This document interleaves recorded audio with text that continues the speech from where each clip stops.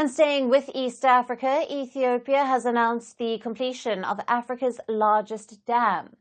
But this dam has been at the center of a long-running geopolitical rift in the region. Ethiopian Prime Minister Abiy said on Thursday that the Grand Ethiopian Renaissance Dam, or the GERD, is now complete and that it will be inaugurated in September. The project was launched in 2011 with a $4 billion budget. While it is vital for Ethiopia's electrification program, the move has angered other Nile countries, especially Egypt. The GERD is Africa's largest hydroelectric project. It stretches 1.8 kilometers wide and rises 145 meters high. Ethiopia is an upstream country, insists it has the sovereign right to use its water resources. But downstream nations, Egypt and Sudan, call it an existential threat. For Ethiopia, the dam is a national blessing. At full capacity, it can hold 74 billion cubic meters of water, and it can generate over 5,000 megawatts of power. That would be more than double Ethiopia's current electricity output. Ethiopia still struggles with power shortages and frequent blackouts. But this project could change that. It also opens doors to electricity exports and regional influence. But for the downstream countries, it brings fear.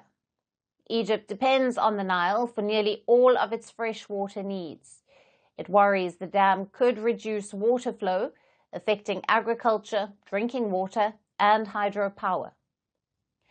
Despite Ethiopian Prime Minister's promise that the dam is a shared opportunity, Cairo is not convinced.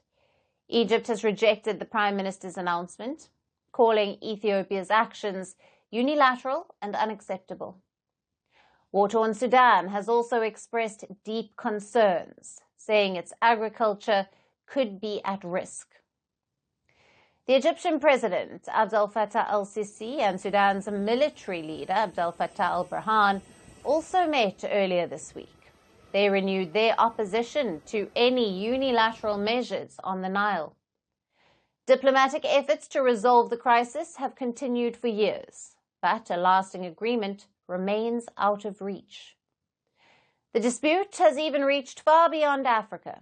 U.S. President Donald Trump claimed recently on social media that the U.S. in previous terms had funded the dam. He said he has maintained peace between Ethiopia and Egypt, and it's one of the reasons why he should get a Nobel Prize. Ethiopian media has rejected Trump's claim. They say the U.S. did not fund the project and called his statements false. During his first term, Trump facilitated talks between the three countries, but negotiations stalled and no binding deal was signed.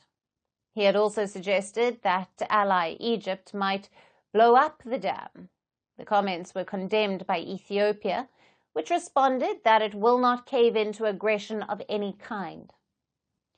Now, even though the project is complete, the controversy around it is far from over.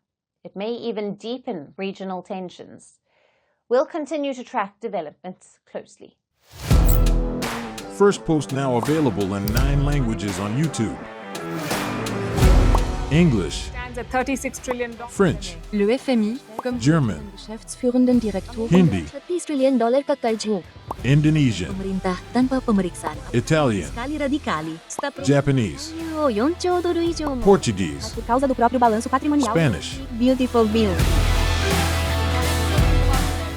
Go to Settings, click on Audio Track and select a language of your choice. Be the first to know what's happening around you in your first language. Firstpost.